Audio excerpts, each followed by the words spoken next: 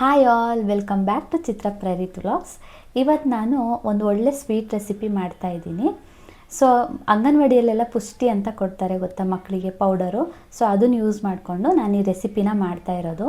ನೀವು ಈ ಥರ ಮಾಡಿಕೊಟ್ರೆ ಯಾವ ಮಕ್ಕಳು ಬೇಡ ಅಂತ ಹೇಳಲ್ಲ, ಚೆನ್ನಾಗಿ ತಿಂತಾರೆ. ಹಾಗೆ ದೊಡ್ಡವ್ರು ಕೂಡ ತಿನ್ಬೋದು, ತುಂಬ ಟೇಸ್ಟಿಯಾಗಿರುತ್ತೆ. ಈ ರೆಸಿಪಿ ಮಾಡೋದಕ್ಕಿಂತ ಮುಂಚೆ ನನ್ನ ಚಾನಲ್ನ ಯಾರಿನ್ನೂ ಸಬ್ಸ್ಕ್ರೈಬ್ ಮಾಡ್ಕೊಂಡಿಲ್ಲ, ಬೇಗ ಹೋಗಿ ಸಬ್ಸ್ಕ್ರೈಬ್ ಮಾಡ್ಕೊಳ್ಳಿ. ಹಾಗೆ ಪಕ್ಕದಲ್ಲಿ ಕಾಣಿಸೋ ಬೆಲ್ ಐಕನ್ನ ಕೂಡ ಕ್ಲಿಕ್ ಮಾಡ್ಕೊಳ್ಳಿ.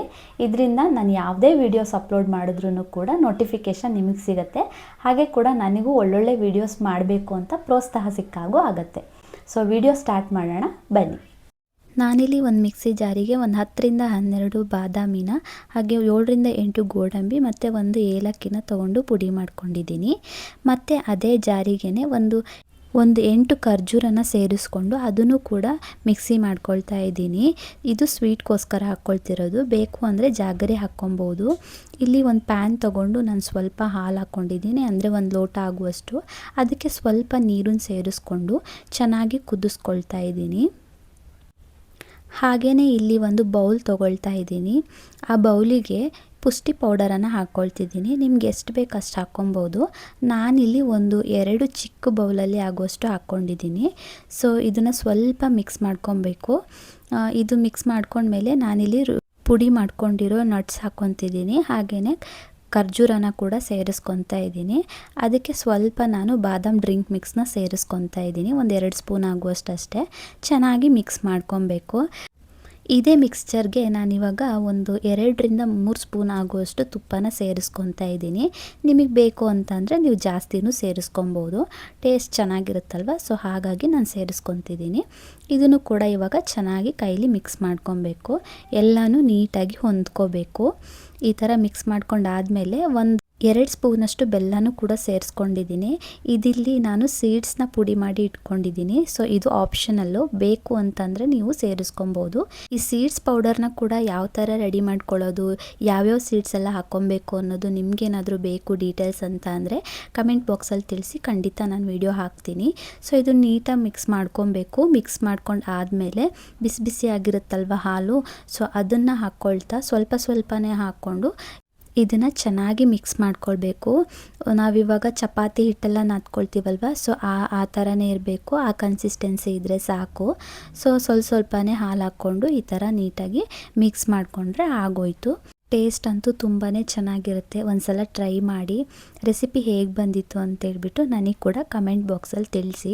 ಸೊ ನನಗೂ ಕೂಡ ಒಳ್ಳೆ ರೆಸಿಪಿನ ತೋರಿಸೋದಕ್ಕೆ ತುಂಬಾ ಹೆಲ್ಪ್ ಆಗುತ್ತೆ. ಸೊ ಈ ಕನ್ಸಿಸ್ಟೆನ್ಸಿ ಇದ್ದರೆ ಸಾಕು. ಇದಾದಮೇಲೆ ನಾನು ಇನ್ನೂ 2 ಸ್ಪೂನಷ್ಟು ತುಪ್ಪನ ಸೇರಿಸ್ಕೊಳ್ತಾ ಇದ್ದೀನಿ.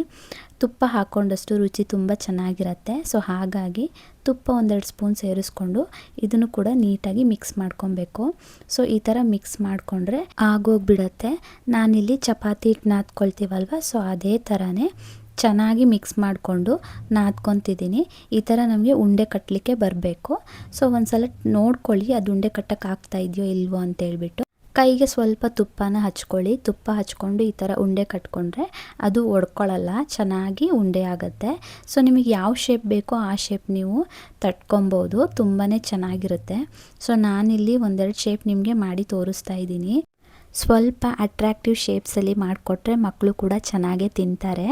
ಸೊ ಹೀಗೆ ಮಾಡಿಕೊಟ್ರೆ ಮಕ್ಕಳು ತಿನ್ನಲ್ಲ ಅಲ್ವಾ. ನನ್ನ ಮಗನೂ ಕೂಡ ಅಷ್ಟೇ, ಸುಮ್ಮನೆ ಹೇಗೋ ಒಂದು ಮಾಡಿಕೊಟ್ರೆ ಅವನಂತೂ ತಿನ್ನಲ್ಲ. ಅವನಿಗೂ ತುಂಬ ರುಚಿಯಾಗಿ ಮಾಡಿಕೊಟ್ರೆ ಮಾತ್ರ ಅವನು ತಿನ್ನೋದು.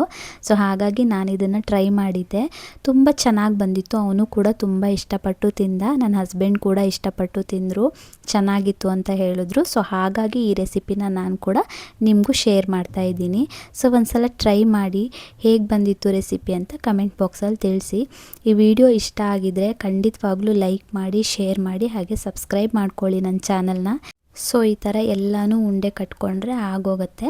ನಾನಿಲ್ಲಿ ಈಸಿಯಾಗಿ ಆಗಲಿ ಅಂತ ಹೇಳ್ಬಿಟ್ಟು ನಾವು ಅಕ್ಕಿ ಕಾಳು ಬೆಲ್ಲ ಮಾಡ್ತೀವಲ್ವ, ಸೊ ಅದೇ ಥರನೇ ಈ ಥರ ಚಿಕ್ಕ ಉಂಡೆಗಳನ್ನ ಮಾಡ್ಕೊಂಡಿದ್ದೀನಿ. ಈ ಥರ ಬಂದಿತ್ತು. ಸೊ ಇದಾದಮೇಲೆ ಸ್ವಲ್ಪ ಬಾದಾಮ್ ಡ್ರಿಂಕ್ ಮಿಕ್ಸ್ನ ತೊಗೊಂಡಿದ್ದೀನಿ. ಡ್ರೈ ಕೊಕೊನಟ್ ಪೌಡರು ಖಾಲಿ ಆಗಿಬಿಟ್ಟಿತ್ತು. ಸೊ ಹಾಗಾಗಿ ಇದನ್ನೇ ತೊಗೊಂಡಿದ್ದೀನಿ, ನೋಡೋಣ ಟೇಸ್ಟ್ ಹೇಗೆ ಬರುತ್ತೆ ಅಂತೇಳ್ಬಿಟ್ಟು. ಸೊ ಅದಕ್ಕೆ ಉಂಡೆಗಳನ್ನೆಲ್ಲ ಉರುಳಾಡಿಸ್ಕೊಂಡ್ರೆ ಆಗೋಯ್ತು.